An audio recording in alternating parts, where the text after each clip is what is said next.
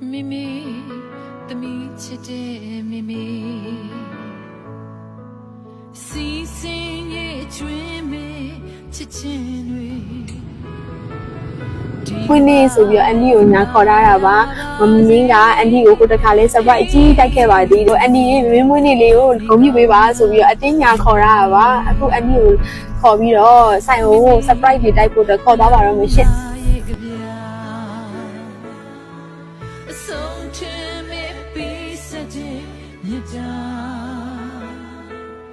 မိမိဆိုတန်ချိုမိမိနေကောင်းလားမိမိ